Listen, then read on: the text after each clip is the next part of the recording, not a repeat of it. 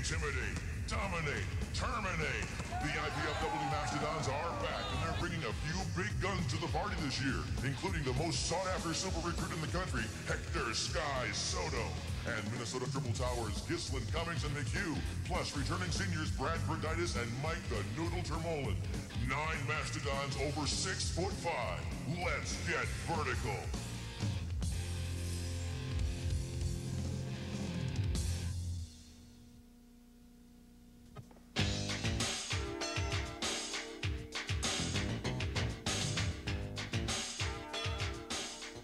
Welcome to the Arnie Ball Show. I'm your host, Mark Franke. Arnie, 1 week down in the MIVA tournament, victory against Wisconsin-Milwaukee, and now we face Lewis tonight. And from here on out, it's you lose, you're done for the season. You lose, it's golf time. It's golf time. Well, actually, the fact that our season has been going on has not affected your golf play at all. If I remember right, in Puerto Rico, you played every day. I don't think that's correct. Well, close to every day. I've played a couple times. At least 3. A couple is 2. You played 3 times. I played 3 times. You played 3 times. And did I have a good time? You even played more than Coach Vittorio did down there.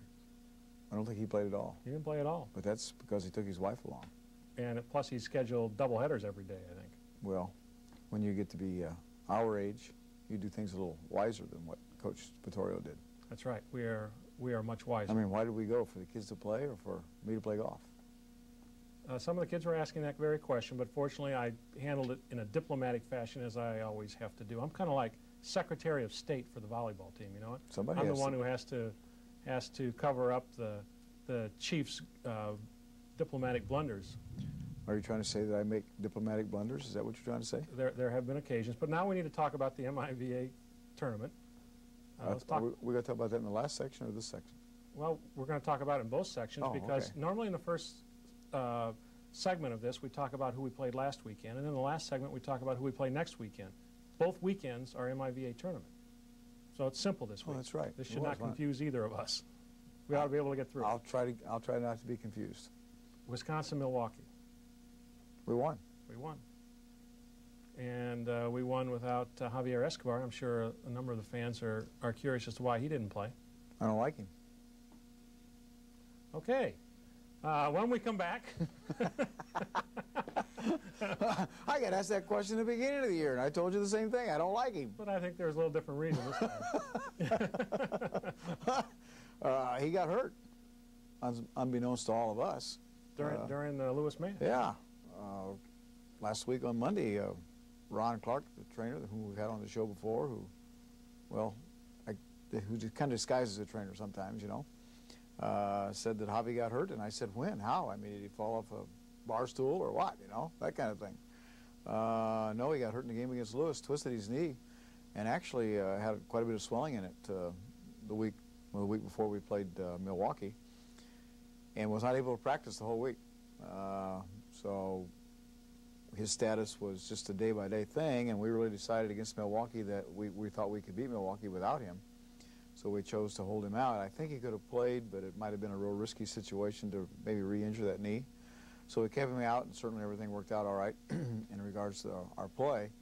And we believe he's going to be ready to play tonight. You know, I'm really probably going to know, but we're pre-recording this show. But at this point, I really don't know whether he'll be able to play or not. Since Javi was out, you had to put Justin Loon in the lineup, and Justin has kind of evolved into a role with the team where you put him in at some very critical times, and he makes big defensive plays, maybe gets a service ace or two. Yet on Saturday night, he had to play the whole way and did a pretty good job. Well, you know, we've really got a nice situation as far as our team depth is concerned, especially on the left side with Justin and Javi and Hector right now. And if you remember, Justin played really well early in the year when he was playing more regular, when Wayne Williams was playing opposite. Matter of fact, Larry McKay, who I stay in contact with from Winnipeg. From Winnipeg, he and I email one another back at least once a week, and he keeps track of our team. And I just talked to him last week through the internet, and he sees all of our box scores and that kind of stuff, and made a comment in regards to Justin's play. So it's not really a surprise that Justin played well. It's just a situation where we've got 2 really quality players that can play that position. Well, there was a point, was it in game 2? Game 3 maybe? We were getting a little flat, and we looked at each other and said, boy, this is where we need Justin Luna. But he was already out on the floor. I think that was game 3, wasn't it, when we jumped out to a 7-2 lead, then it came back 7-7, and everything was kind of just blasé, and we were on cruise control rather than putting them away so we could all go home. And that's right. It's so important to have those kind of people to be able to bring in off the bench, and the one guy who did some of that Saturday night was Brian Harris. Remember, Brian came in and made just a great play overall right next to the referee stand, diving for a ball, and we got back up and transitioned and were able to score. So Brian's been able to do that kind of stuff as well. And I thought Mike Cummings came in and did a really nice job. Now, he doesn't do the spectacular things like Justin and Brian do defensively, but he came in and touched the ball right away, blocked the ball, and served the ball real well. We're real pleased with the fact that those 3 kids all have been able to come in, and then of course with Javier being out, Justin came right in and stepped right in, and we never missed a beat. I think we also got very good play from our 2 seniors.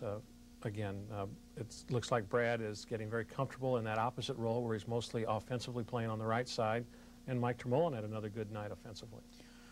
Well, you know, Mark, we've played pretty well for the last, what, 4 weeks now? Now, we didn't have a real good match down at Ball State, but we were tinkering a little bit. That's when we still had Brad on the left side and Javi on the opposite. But against Lewis 2 weeks ago, our percentage hitting was over 400. Same thing is true against Milwaukee. Our combinations, Chris is starting to get some timing and some rhythm with our combinations, and that's where Brad's playing, is when he comes around that quick set, hits that 2 ball. And Lewis never stopped that play. Milwaukee never stopped that play. And part of the reason that's been so effective is our middles have been real effective offensively.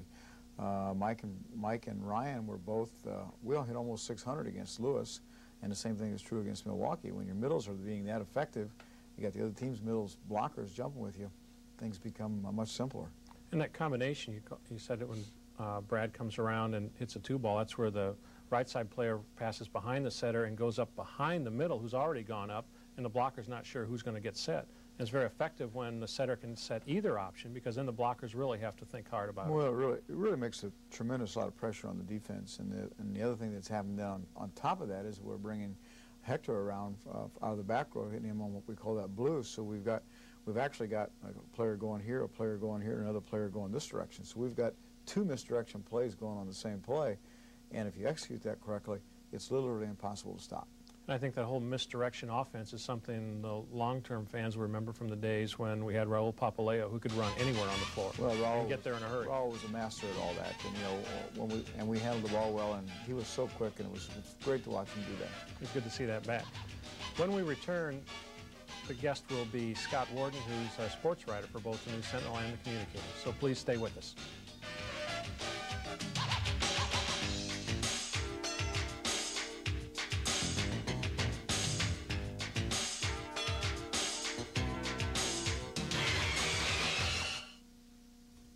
Intimidate, dominate, terminate. The IPFW Mastodons are back, and they're bringing a few big guns to the party this year, including the most sought-after super recruit in the country, Hector Sky Soto, and Minnesota Triple Towers, Gislin, Cummings, and McHugh, plus returning seniors Brad Bergitis and Mike the Noodle Termolin. 9 Mastodons over 6'5". Let's get vertical.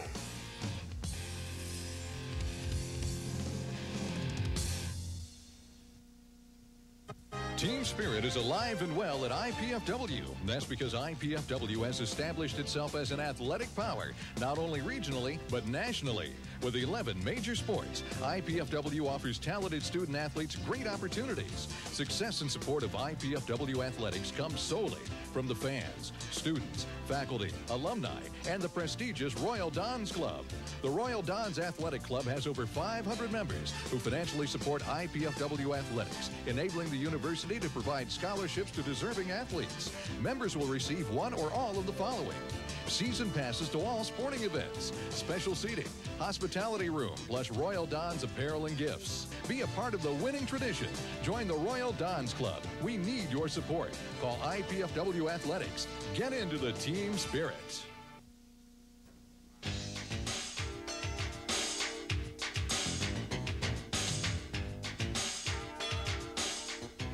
Welcome back to the Arnie Ball Show.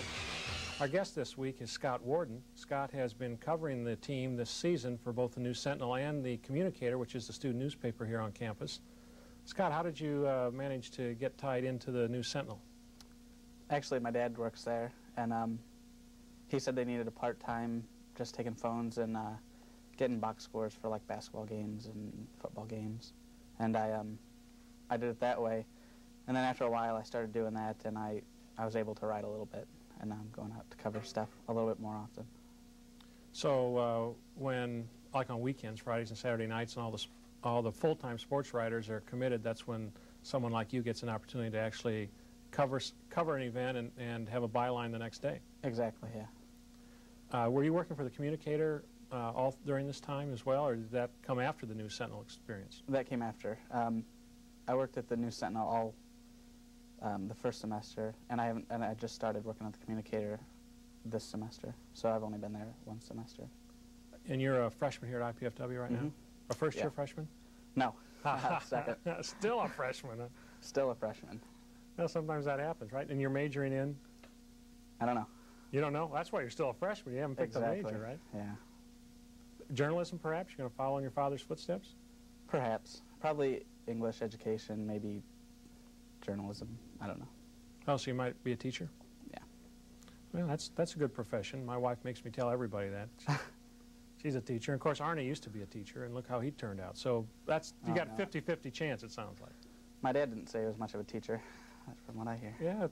You know, it's amazing how grandchildren of people Arnie has taught in school have come by and remarked on things like that. That's low. That's low. Well, he's not in the studio at the moment. He doesn't have a mic. There's nothing he can say about it, right? That's true. So tell us a little bit about what you watch for when you're covering the team at a match. I just try to pick out one moment in the game, whether it be somebody has just tremendous block or just one moment in time, and then I try to focus in on and write about that. It could be really anything, momentum swings, or it's hard to describe.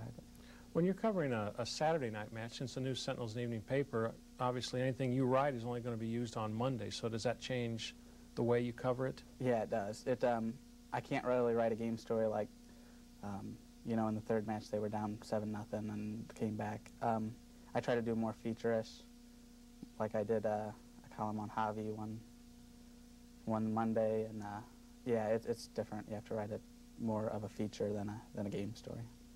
Is there something that you might look for as like a turning point in a match? Volleyball's obviously a sport of momentums, where momentums build and then decline, and it switches hands, like our Lewis match 2 weeks ago. Oh, yeah. That was just amazing how one team dominated for a period of time and then just almost fell apart, and the other team would score 5 or 6 or 7 straight points.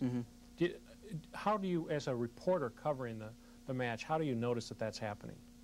You can just tell, especially with the team IPFW has.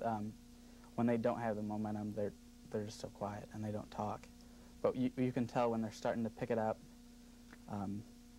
They talk, they get excited. After every point they get in the middle, they celebrate every side out, every point. You can just tell when the momentum's swinging that way. And that's noticeable to you. You're sitting at the scorers table with the media there, but you think that's noticeable to you and probably also to the fans then, right? Oh, I think so, definitely. And you notice the fans responding to that as well? What fans we have, yes. Yeah, well, this year we haven't always had large crowds, but we've still had pretty good crowds. Yeah. So you watch for the players to give you signals as to what might be happening over the next several sequences because of the way their emotional level changes, right? Exactly, yeah. You've been covering the team pretty much all year. What have you noticed in terms of the gradual improvement of this team, players or different kinds of techniques or technical skills or whatever? Really, I don't know a ton about volleyball as far as fundamentals, but you can just tell that they've matured, not so much individually, but as a team playing together. I think Chris has started to step up and become more of a leader, and I think Brad has just played tremendously. So has Mike, but just as a team, they've stepped up to another level. Before I think the Ball State match, after that, they've just taken their game to a new level. Did you cover the Lewis match? Yeah, I did. 2 weeks ago. 2 weeks ago? Yeah. We're playing them, of course, tonight at the Coliseum at about 8 o'clock. What do you see as the key things in that match after the last one we had that went 5 and was a close one all the way? I think we have to play at just a consistently high level emotionally. I think they have to come out and have fun and just play hard the whole match, and not if they give up a point, they just can't get down on themselves, and they just have to keep talking. And I think Chris has a big part to do with that. Chris Gislin, the setter? Yeah, I think he has. I think that's one of his major roles on the team, is keeping everybody emotionally high. Tell us a little bit about the Communicator, the student newspaper here. You've been writing for them this season as well. Mm-hmm. Tell us how that works. Well, I started writing, I think, the first paper of the semester, and then they needed a sports editor, so I automatically said, well, you know, I can try it. So I'm doing that too. It's hard. It takes a lot of time, because with everything here, there isn't a whole lot of student participation. So I'm probably forced to write, I don't know, 3, maybe 4 stories a week. And it's fun. It's a good experience. It's fun. And I just love writing, basically. So it's a good experience. Do you cover just sports for the Communicator, or do you do other things as well? I've written a couple other things, movie reviews, and I did just an opinion column, but mostly sports. I understand that you have a photograph in the Communicator's office of our cameraman Dan at one of the Greek parties, and that it was the subject of negotiation before we went on the air tonight. Oh, it scared me. I saw it, and we didn't want to publish it. It can't be published? It's a scary thing. It's a scary thing? So we're not going to show it on Channel 6 either, probably. No. So we don't want to make everybody sick. Dan's over there signaling, better get back to volleyball, or he's cutting the power to all the cameras here. So he should be. He doesn't want to. He doesn't want to go there. Tonight, Lewis at 8 o'clock, and then tomorrow night, the winners of our match, which hopefully will be us, and the winner of the Ball State-Ohio State match will play. What do you think in terms of that match, Ball State and Ohio State? I think Ohio State has to just play better than they played the whole season. So you're calling it for Ball State? I think Ball State's going to win. Faraz is just a stud. Yes. When we come back, Arnie will rejoin me, and we'll talk a little bit more about our match with Lewis and a little bit about Ball State and Ohio State as well. So please stay with us.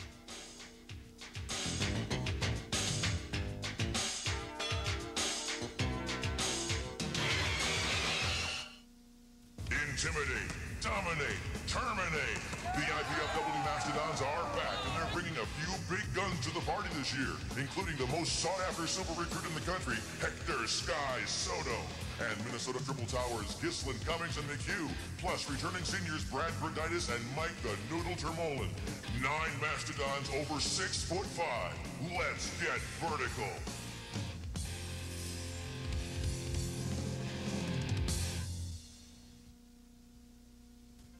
In our ever-expanding world, we need a reliable source, one that addresses important aspects of our daily lives and provides us with useful information. Health and Home Report is that source, with stories on how to get the most for your money, where to go for a great vacation, hot fashion tips, what's happening in the world of arts and entertainment, and the latest medical breakthroughs. Health and Home Report provides a world of information.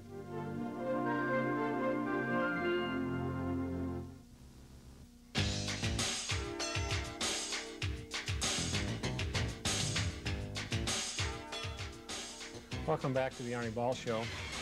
Arnie, it was kind of interesting talking to Scott Warden in the last segment, somewhat following his father's footsteps, I guess you could say, but it's been interesting to watch him develop as a sports writer over the year, hasn't it?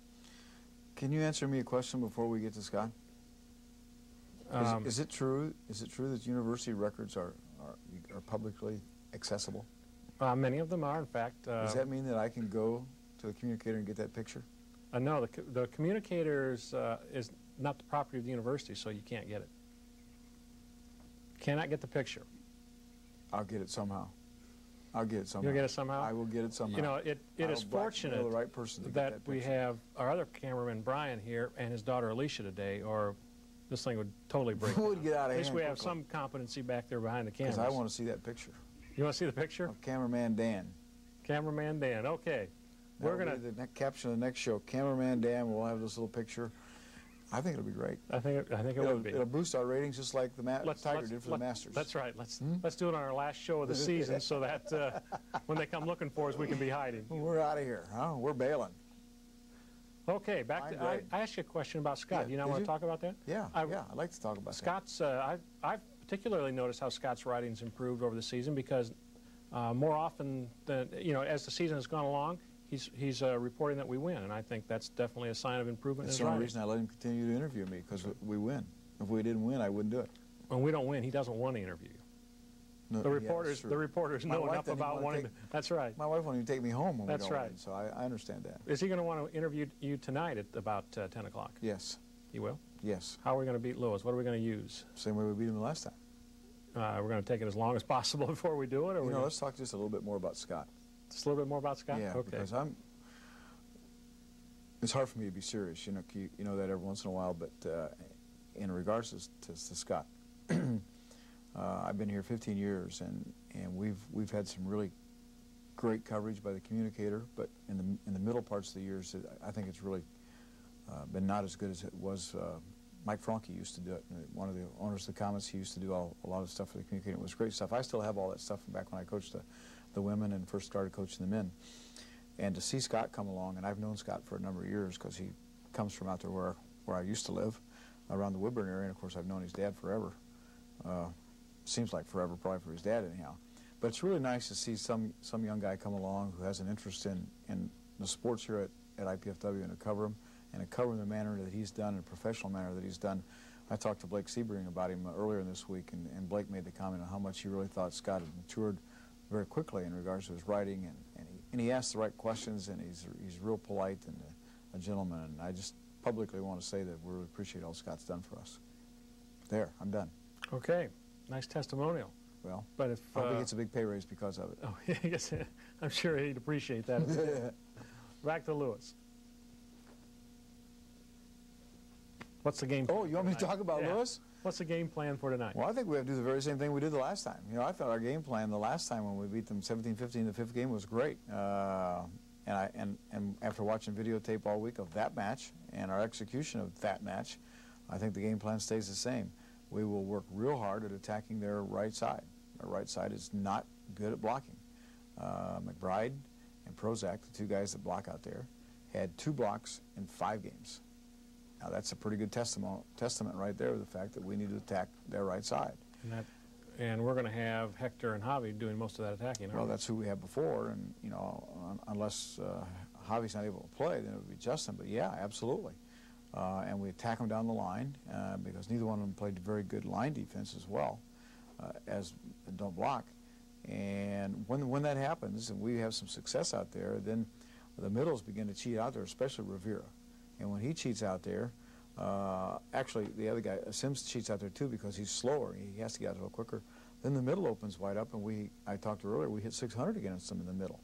The key will be whether or not we can keep enough pressure on them with our serving to keep them out of rhythm with their offense, and whether or not we handle Rivera's serve. Remember, Rivera and Borchowski, number 3, that has the jump serve. Those two guys, as we go back and do all of our analysis in the side-out rotations, when those two guys served is when we gave up the majority of the points. Yeah, especially Rivera. Rivera, Well, we that- got into some stretches with him where we get 5 or 6 That up. jump float serve, and so you know we need to handle that, or hope he makes a couple errors. But more importantly, we handle that. We handle that inside out and get out of that rotation, and are able to execute the things that I just talked about, and keep pressure on them with our serve. Then I think we have a great chance of being successful. We didn't serve particularly well against them the last time. I was amazed when I put together the stats on serving after the match that I thought it would have been better than that, but it wasn't that good. Actually, what we did do though pretty well against them was, you know, they passed with 3 guys: Kionis, who's a really good passer, the new kid they got playing; Rivera, who's pretty good, and then Borchowski Yeah. is the other passer, and he's not very good. And so when he's in there, we try and get after him. The other thing we did, which really wouldn't show up in our serving charts, was we served a significant number of short balls, which I thought disrupted their offense. Right. And if indeed you can disrupt their offensive rhythm or flow, then you have a chance to turn balls and be successful. And if you recall, after we lost in game 1 when we were way ahead and they came back and beat us, and in game 2 we were down 7-2, 8-2, something like that, we changed our blocking scheme. And we decided just to jump with Rivera because we knew he was going to get the ball. It really altered what he was able to do, and I thought made it much easier for us to be successful. The first match tonight at 5:30 is Ball State and Ohio State. What are your comments on that one?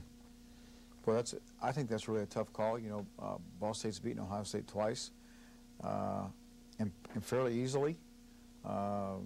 Pete's got some older kids, senior kids who've had some physical injury, but Pete's kids always play well at tournament time, and they're coming over here with absolutely nothing to lose, and no one expects them to win. That's when teams are really scary. Ball State is very capable of not playing at a real high level. You know, we've seen that. Obviously, 2 weeks ago, Lewis went to their place and beat them badly. So I think that'll be a really hotly contested match. I think there will be some real strong emotions going in that match, and if Pete can get his kids to play on a fairly high physical level, but not get in an emotional battle with Ball State, because Ball State will win the emotional battle because they're pretty self-controlled, I think, because of Eddie's leadership, Phil's kind of play, and Pete's kids have a tendency to be pretty emotional. But if he can keep them under control and they can just side out and be patient, I think they have a good chance to beat Ball State. There are going to be two matches tonight that go the distance and at high emotional and physical levels, and the two winners tomorrow night could be physically and emotionally drained somewhat. You know, the one Saturday night could be really anticlimactic. It might be really ugly stuff, and as soon as we say that, it'll be a real high level of play.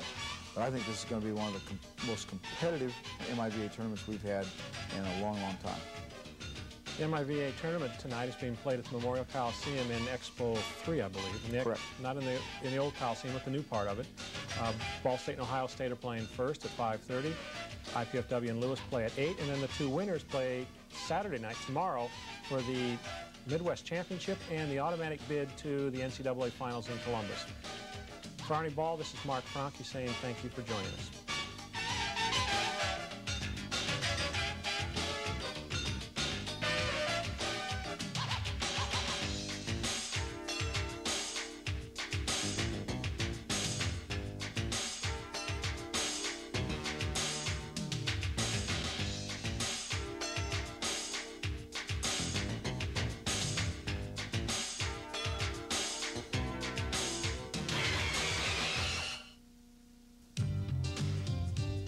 Check it out! The campus has it all. Learn it, work it, play it, just do it. It's a cool place. Call now!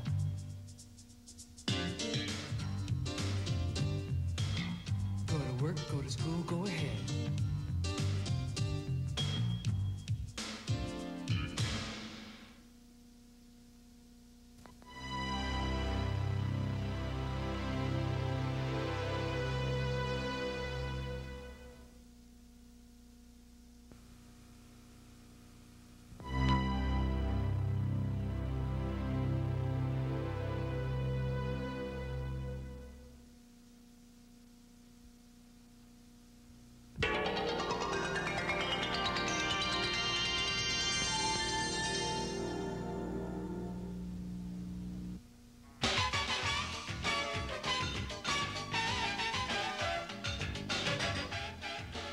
Welcome to the Arnie Ball Show.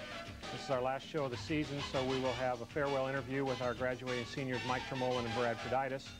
And Arnie and I will recap the MIVA tournament this last weekend, and I'm going to put the big guy on the spot and make him predict who's going to win the NCAA championship. So please stay with us.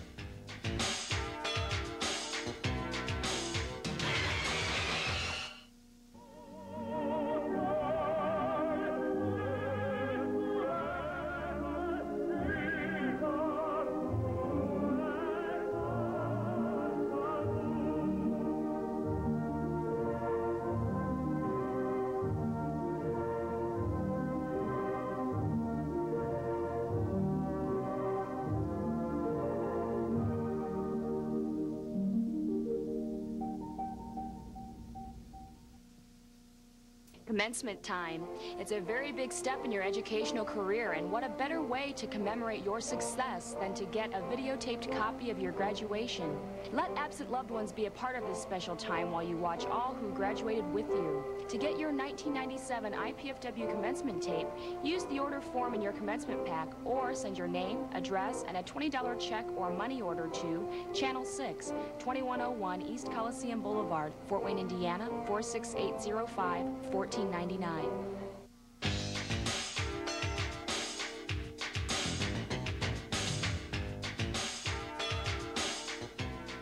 Welcome to the Arnie Ball Show.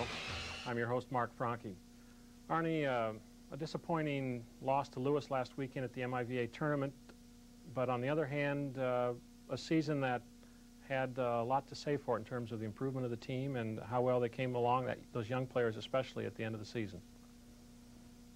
Actually, I thought it was a pretty successful weekend considering our head honcho is flat on his back at home nursing what he considers to be a real sore knee of some kind. Talking about Stanley Perchan, the athletic director? The athletic director who chose to have this, which is, at least doesn't appear to me to be a very difficult surgery, to have his knee replaced. He chose to have that just before the MIVA tournament, you know, where all the rest of us had to accept his responsibilities in administrative duties and coaches meeting on Saturday morning that I had to supersede on his part and take part in.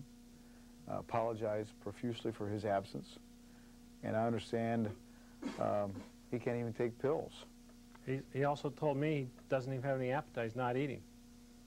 Well, that's not, he can afford not to eat for several weeks. I think that's pretty good, you know. In his particular case, maybe he'll finally get down to some playing weight of some kind that he can afford. You know, I just thought the whole weekend went really well administratively, and maybe that's telling us something. Maybe it is. Maybe he should have the other knee done. You know, I miss him probably more than you do, because with him not around, I can't tell Lithuanian jokes anymore. In fact, I've gotten so desperate that I've looked up Coach Vittorio and I started telling Italian jokes. But the problem is he never understands them. That goes right over. Yep. You got to do it all in sign language to these baseball coaches. So you know, you got to know what to scratch and what to touch at the right time, or he takes off running. Use hand gestures in a joke. He'll take off running. He'll steal second base on you. Kicked out of the game, knowing him. That's right. Well, I do know that everybody's looking forward to the Royal Dons banquet next week because you know, because of Dan's mother passing away. Dan's been out of the office, and of course Butch is out there, so they really asked me to kind of MC that event and take it over, and so I think it'll be an enjoyable event for everybody. That now that Stanley, we don't have to listen to Stanley's stories over and over and over again. And you know what's amazing is you tell him one of those, and then he'll tell it the next day, somewhere around when you're sitting there. He'll tell it to you even. He forgets where he hears them and who he's told them to. Yeah, and he thinks they're his original jokes. I mean, yeah. He has a lot of character deficiencies for an athletic director. We probably ought to see that these comments get put in his permanent personnel folder. You know, maybe next fall we can kind of pick up on that as we go along and help his evaluation process. Help his evaluation process along. That's right. The weekend, though, in spite of not having our athletic director present, the tournament was rather successful, I think. Even though the good guys, the home team, didn't come out as well as we had hoped. But on the other hand, just the fact that we were there and were competitive. We won our way into that tournament. We had beaten Lewis 2 weeks before. We made them play as well as they've played in a long time. And in fact, several weeks ago on the show, we talked about the IPFW curse on the NCAA tournament. Whoever we play on Friday night loses on Saturday, even when they're the favorite team. And we did it to Lewis again. They played us Friday night, and guess what happened Saturday night? They lost. That's what they get for the way their fans behaved Friday night. Actually, I think the Ball State fans on Saturday night were much worse than the Lewis fans on Friday night. I agree with that. That's a whole new show. I suppose we should just drop that right there. Drop that right there? But certainly that's something we're going to have to address in the league. No doubt about that. I thought the venue was really great. I was really disappointed in the fact that we didn't have a larger crowd on Friday night when we played because there were potentially two great matches, and the first one against Ball State and Ohio State was a very good match, and ours was for the first game, and then after that it became pretty ugly. I was disappointed in that, but I thought the venue was great.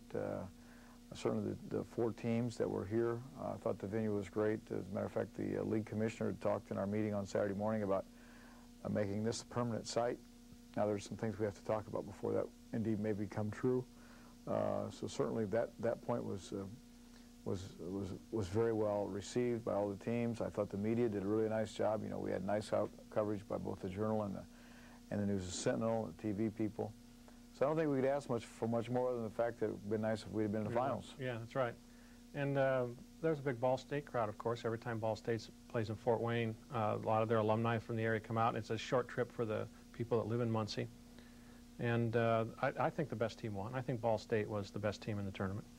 I agree. I thought the match Saturday night was really a competitive match. You know, at 14-10 in the 4th game, Ball State was ahead, and Lewis just refused to lose. Now, Ball State served, I think, 3 balls in the net right in a row, which kind of changes that momentum. You know, we've been there before. But I thought the Lewis kids played really hard down that stretch, and Ball State just hung in there and hung in there despite the adversity I just talked about, and ended up winning the match on a hitting error by Lewis. But it was a great spectator match, and I thought there was a lot of really high athleticism played in a real high-quality match. I think probably Ball State, probably because they have more experience playing in those tough matches, probably helped them. But I also think Ball State will be a better representative of the Midwest in the Final Four, don't you? I really think so. I think they're just fundamentally a little more sound than what Lewis was. I think their biggest concern is going to be the number 2 swing position. You know, Jeff Hiskin's a real good passer, and he's got a nice arm out there. But he's a liability blocking.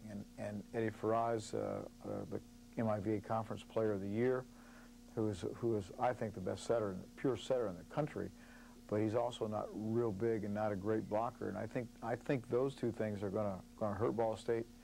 They depend a great deal on Jason Fair and Dinas Matson and Phil Etherton. Those are the 3 guys in the triangle, as we've talked about before.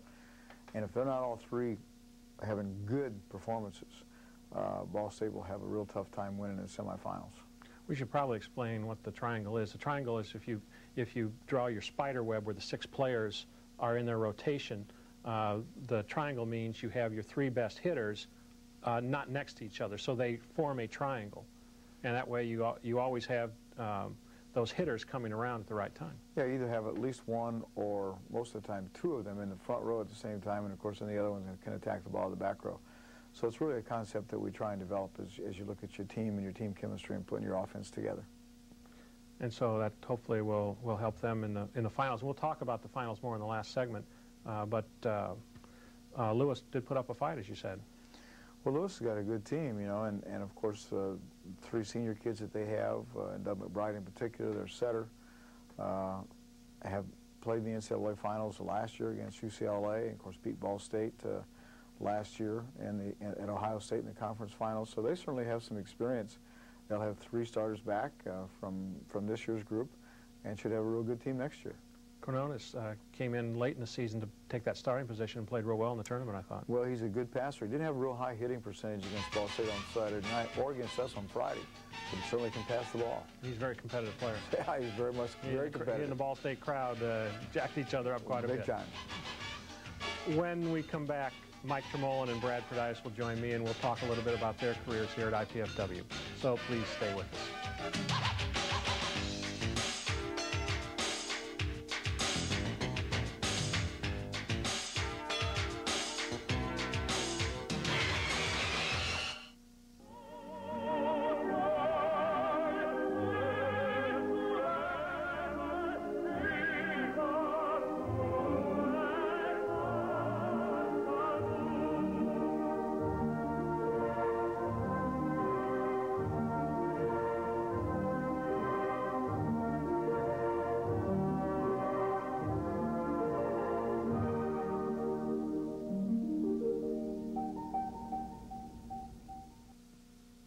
Commencement time.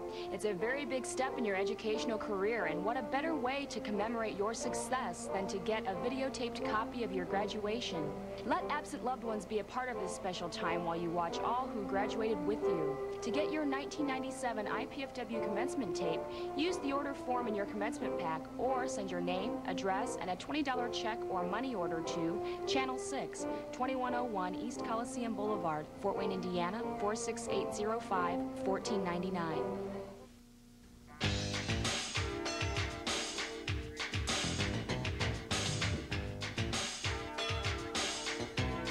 Welcome back to the Arnie Ball Show. We have, for a final interview, our graduating seniors, Brad Perditis and Mike Termolin. And one of the traditions we've had on this show is that when the seniors come on for their last show, they sing a duet. Brad and Mike, what song have you picked out for us today? Well, thanks for the advanced warning there, Mr. Franke. No, we don't do charity. We have to get paid for our singing performances, so I don't think... And God knows we didn't get enough money to be putting up with that. So afraid we're going to have to pass on that one. But we heard, you know, just through the grapevine that Ryan Perrott and Brian Harris, you know, when they're seniors on this show, they sing a pretty mean version of Row, Row, Row Your Boat. Just so in the future, you know, you commit that one to your grand memory, and I'm sure they'll be much obliged to, you know, perform. It's an 8-minute segment. Can they go the whole distance? Can they go the whole distance? Depends on if they're fully clothed or not. We're going to go on to something more relevant to our Channel 6 audience. You can see why we're happy to see these two leaving. You both had 4 years here. Brad, in fact, you were here for 5 years, weren't you? Yeah, that's correct. With the year you were out for an injury. Mm-hmm. So you've seen a lot of volleyball during that time. And one thing I did prepare you for is I was going to ask you what you thought the most memorable matches you each played in during your careers. Brad, let's start with you. I've had, gosh, quite a few memorable matches, but I think one that stands out for me particularly was my sophomore year in 1994. Mike was a part of this also. When we played UCLA at home in front of, gosh, I don't know, 3,000 fans or so. I walked out of the locker room and into the gym, and the fans were, the stands were packed at 7 o'clock, and we still didn't play for a half hour. That usually doesn't happen on a home match. Usually the fans filter in near the start of the game, but we walked out onto the court, and the fans were packed to the ceiling, and we had to turn fans away, and it was a real exciting night to be a part of. Yeah, in fact, we had sold out the gym one time previous to that, and that's when we played USC, and we had a packed gym that night as well. So and in fact, a Ball State match, I believe, was also sold out. So we've had 3 sellouts that I can remember, and perhaps there are more, but I think those 3 certainly. Mike, what about you? For a favorite, I have to go back to that same year, and undoubtedly something that had to be close to so was the Stanford match. And there's nothing like beating California teams, especially at home, and beating them when they were ranked #2 in the country, and that was a pretty great feeling, and it ended up getting us into the Final Four. So that, I think, undoubtedly, you know, having the 6 guys that played that night play as well as we did, it was just a great feeling. Other than a particular match, what's memorable about your careers? Mike? Well, I'll never forget the first day I came here, and on my recruiting visit, and I walked in the gym, and walking upstairs, and I had met Loy before during the summer, but I'd never met Coach Ball. And I'll never forget walking in the office and him standing up out of the chair and just going, "You got to be kidding me. Who's this little guy?" You know, and just that first impression, and then him sticking his size 8 up my rear end for the next 5 to 4 years, and you know, just amazing time, and you know, it will be the best 4 years of my life, I'm sure. Brad? Yeah, I've had many fun, memorable experiences like that myself, but I think at least one that stands out as really comical to me. We took a trip down to Puerto Rico my freshman year, and they had at this compound, there were chihuahuas barking all outside this compound we stayed at in Caguas, Puerto Rico. And there was a swimming pool right off the compound, and they had 2 diving boards, a large platform and a smaller platform. But a fellow that used to play here, Quentin Spiegel, was a middle hitter or opposite hitter.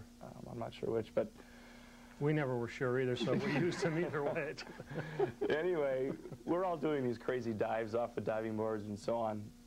And Quentin decides to do some dive off the high dive and lands on the restraining ropes or flags that were placed on the deep end that separates the deep end from the shallow end, and his feet got tangled on the ropes, and he got all tangled up, and we had to go in and almost save him before he drowned. It was hilarious, to say the least. I understand you were all standing around and said, we've got to get in and save him, he's going to drown, and Coach Wall said, why? Yeah, just let him drown, but we convinced him. We convinced him? Yeah.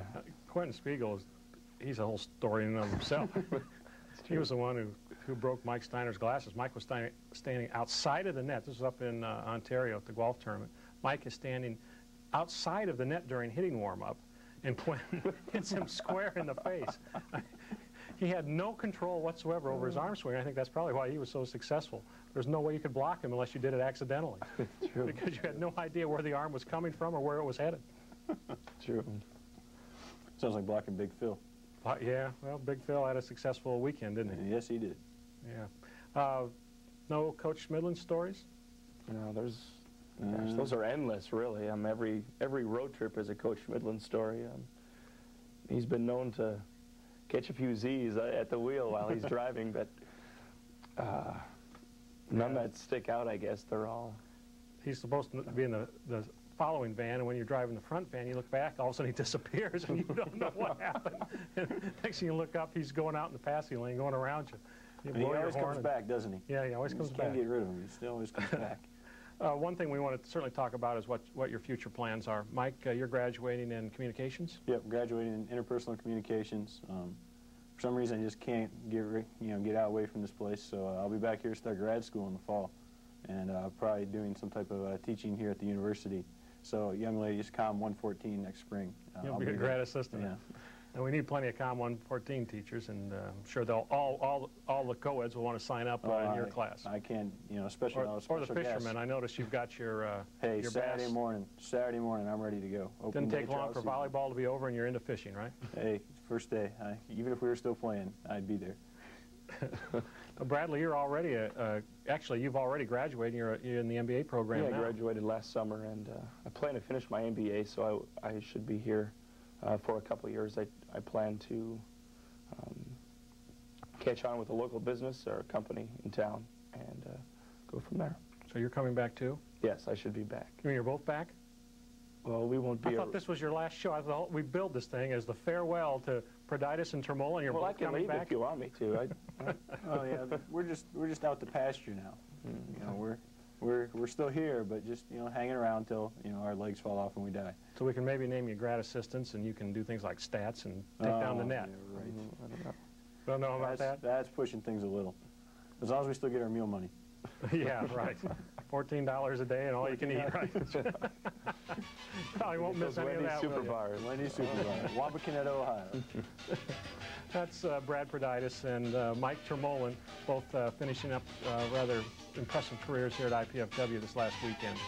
When we come back, Arnie and I will give a wrap to this season, so please stay with us.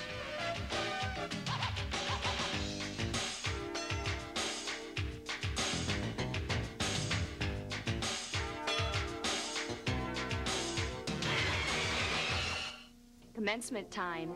It's a very big step in your educational career, and what a better way to commemorate your success than to get a videotaped copy of your graduation. Let absent loved ones be a part of this special time while you watch all who graduated with you. To get your 1997 IPFW commencement tape, use the order form in your commencement pack or send your name, address, and a $20 check or money order to Channel 6, 2101 East Coliseum Boulevard, Fort Wayne, Indiana, 46805, 1499. Do you think you have the power to change the world? I can change the world one child at a time. I know I can make a difference in those children's lives. I teach. I teach. Yes, they're teachers, but to the kids they reach, they're heroes. I teach. Do you have the power to wake up young minds, to be someone's hero? Teach, to make an impact on our future. Call 1-800-45-TEACH. Be a teacher. Be a hero.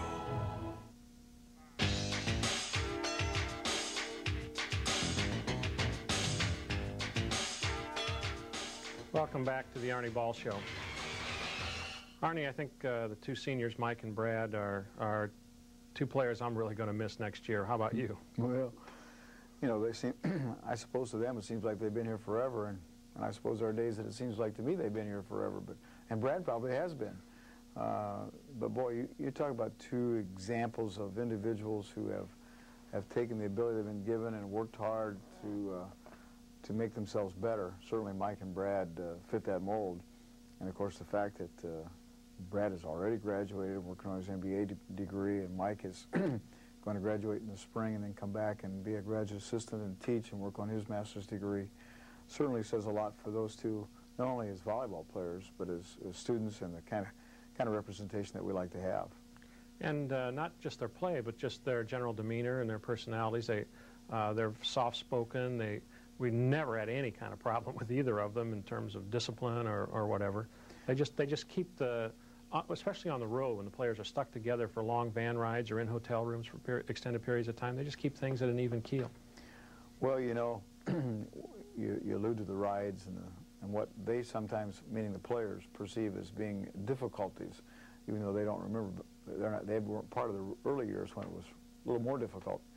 But Brad and Mike are the two kind of guys that they never complain. You know, they don't complain that we only get $14 or for meals, or that somebody has to sleep double up in a room, or it's an 8-hour van drive where you're all cramped up. Those two guys, I don't remember ever hearing those two guys complain about anything like that. They were just pleased to have an opportunity to be part of our program, and certainly we're going to miss them a great deal. And it was nice to see Brad's parents again, living way up in Minnesota. They don't get down here very often, but they were here this last weekend. But Mike's parents, every weekend they're here from Grand Rapids. It's not that long a drive, and they attend all our home matches. And I went up to his mother and I said, well, I guess we'll be missing you in the gym next year. And she says, no, you won't. We're coming back. Well, they certainly have been. If we ever had a long-distance #1 fan, it would have to be those folks. You know, you're right. They've never missed. They're always here with their signs, their noodle signs they hold up. And they got half the family and most of Grand Rapids with them. And it's really neat to have that kind of following. And of course, as a parent, you like to be able to follow your kid play. And we've been really fortunate here at IPFW, not only in the men's program, but maybe even more so in the women's program, to have a lot of parents and family follow their kids. And that kind of support is something that just is immeasurable. As we look ahead to next year and kind of think back to the last several months of this season, the younger players, the improvement we saw in them, what does it look like? What are you thinking in terms of next year with the players we have coming back? Well, it sure appears that we have a real quality core of players coming back. You know, the last, 4 weeks we've started 2 freshmen, 2 sophomores, and then Brad and Mike. So we have at least 2/3 of our starting lineup for the last month returning. And of course we'd like to think that Justin Luna and Mike Cummings and George and Wayne and Ben Sherman, we got some of those kids, Brian Harris, all returning as well. So I think we have a real strong core of individuals coming back. We're working real hard in the recruiting process, and I guess it's not illegal for me to mention that it certainly appears at this point that Ricardo Soler will be returning back to school from down in Puerto Rico to finish up his degree, and we'll have a year of eligibility left. So Ricky, if indeed that happens, and Ricky will come in and add some additional experience to us that the young kids probably still don't have even after 1 year. I also think that we're going to have an opportunity to work even harder than we did this year in a training mode. You know, when you get young people in, sometimes you have to be a little careful that they're not too fragile, that you don't break them down and discourage them to the point that they don't want to continue to be part of your program. And with the kids that we have now, with Mike and Chris and Hector and, of course, Javier and Ryan, I think we can really pick it up with those kids in training. And our intention is to do that come next fall. And that's because of the rule change that allows a Division II school like IPFW train the same way a Division I school does, where the coach can go one-on-one with players. Yeah, that rule did get changed. As a matter of fact, it became effective, I think, in January, because I think Tim's able to do that now, where you're allowed 2 hours a week with individual players and up to 3 of them at a time. So we will take advantage of that, but we're also going to take advantage of some additional physical training kind of programs, both in the weight room and outside the weight room, that we really think we need to do so that our kids are physically stronger towards the end of the year. Let's look ahead to next weekend, the NCAA Finals at Columbus, and if anybody wanted to go to that, they certainly can go to Columbus and get tickets. We'll be in St. John Arena on Thursday night and Saturday afternoon. Correct. Saturday afternoon, 4 o'clock is the finals. Okay. Ball State obviously representing the MIVA. Penn State certainly will represent the EIVA, the East Coast. But the West Coast, their tournament is still going on. They have 4 teams in it, right? They have Stanford, UCLA, Brigham Young, and Santa Barbara. That's right. Santa Barbara beat Long Beach. Right. What's your call out there? How do you think that's going to go? Well, I talked to Coach Preston from Santa Barbara last week, and of course he was really excited about the way his team was playing before they went down to Long Beach. And you look at those 4 teams, and boy, you can really throw a blanket over those 4 teams. I thought our conference was close, and it was. This one may be tighter yet. UCLA plays BYU at home, so that's certainly an advantage for UCLA. And Stanford plays Santa Barbara at home. So you really have to look at Stanford and UCLA as being the favorites just because they get to play at home. And I'm not even sure where the finals are at, whether they're at UCLA, Stanford, or maybe at a neutral site. I just think that Stanford has a real advantage with the 3 kids they have, but UCLA has been playing real well. Sentimentally, I'd like to see Santa Barbara win because of Coach Preston. Santa Barbara hasn't been in the Final Four since '88 in Fort Wayne, when they were the local favorite. That's correct. And that may have been the only time they even made it, wasn't it? I really don't know, Mark. I know that, you know, since I've been coaching, it's the only time they've been there. And, of course, Coach Preston is a real good friend, and I like the program that he runs. And so sentimentally, I'd like for them to win. I really got to believe it's probably going to be Stanford or UCLA. Do you think that if either Stanford or UCLA wins that tournament, the other one will get the 4th at-large bid to the tournament? I would think so, and I also believe that Penn State will be the number 2 seed if that happens. You know, Penn State has beaten UCLA early in the year and only has 1 loss. So I just got to believe that they might be the number 2 seed, which would then really open up an opportunity for it to be an East, Midwest, West final. That would put Ball State against probably UCLA, or whoever wins the tournament will probably get the number 1 seed. I would think so, yeah. And either Stanford or UCLA certainly would have a call for that. Right. Let's assume it's UCLA, Stanford, Penn State, and Ball State. Sentimental favorite would be Ball State because of our conference and my alma mater. Second sentimental favorite then would end up being Penn State because of Coach Pavlik and our association with them. And I think plus anybody but the West Coast, we always root for, right? But I really think they have a legitimate chance of winning the thing. I love the demeanor of their team and the balance in their team. I think they could win, so I'm just going to pick Penn State. Okay, you heard it here first. If he's right, you'll never hear the end of it. If he's wrong, just forget he ever said it. It's been a long season, and we're sorry it's over so soon, but we want to thank you for being with us this whole season. So for the last time in 1997, this is Mark Franke for Arnie Ball saying goodbye and thanks for watching.